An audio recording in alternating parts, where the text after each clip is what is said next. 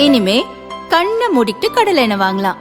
ஏன்னா மந்த்ரா கடலை எண்ணெய் இதயத்தின் தயாரிப்பு. வறுக்க பொரிக்க ஏன் எல்லா சமையலுக்கும் மந்த்ரா தான். மந்த்ரா கடலை எண்ணெய், அபார ருசி, ஆரோக்கியமான உடல் நலம்.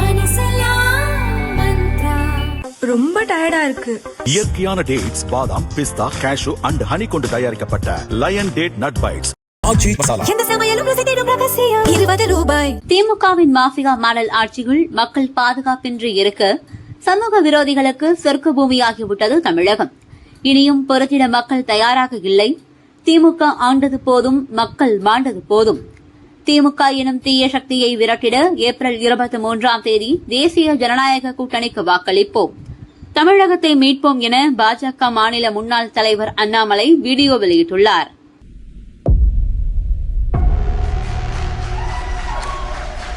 முத்துவேல் கருணாநிதி ஸ்டாலின் என்னும் நான்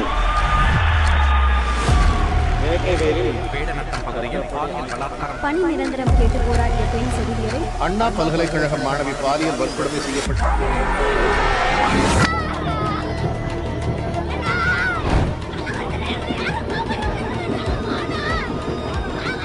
புதுக்கோட்டை மாவட்டம் வேங்கை வயலில் குடிநீர் தொட்டியில் மலம் கலக்கப்பட்டு ஒரு தீண்டாமை கொடூரம் அரங்கேற்றப்பட்டது.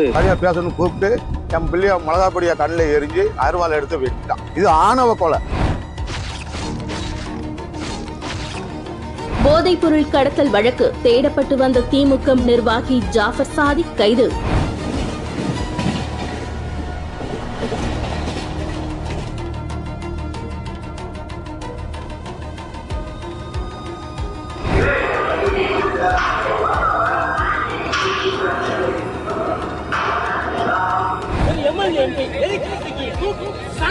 தூத்துக்குடி மாவட்டம் வேடநத்தம் பகுதியில் மாணவி ஒருவர் பாலியல் பலாத்காரம் செய்யப்பட்டு கொலை செய்யப்பட்ட நிலையில் கண்டுபிடிக்கப்பட்டார்.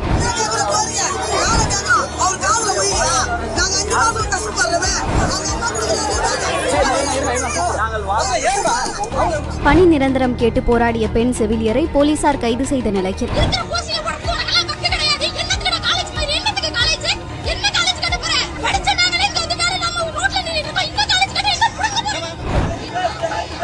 ஐந்தாவது நாளாக இடைநிலை ஆசிரியர்கள் தொடர் போராட்டத்தில் ஈடுபட்டு வரக்கூடிய நிலையில் சென்னை அண்ணா பல்கலைக்கழக மாணவி வன்கொடுமை செய்யப்பட்ட வழக்கில் சிக்கிய திமுக நிர்வாகி ஞானசேகரன் அப்போது ஒரு சாரிடம் பேசியதாக பாதிக்கப்பட்ட மாணவி புகார் அளித்திருந்தார். 2 வயது பெண் குழந்தை பாலியல் வன்கொடுமைக்கு ஆளாக்கப்பட்ட திமுக இளைஞரணி நிர்வாகி. கோவை விமான நிலையம் அருகே கல்லூரி மாணவி கூட்டு பாலியல் வன்கொடுமை. நாங்குநேரி இரட்டை கொலை சம்பவம்.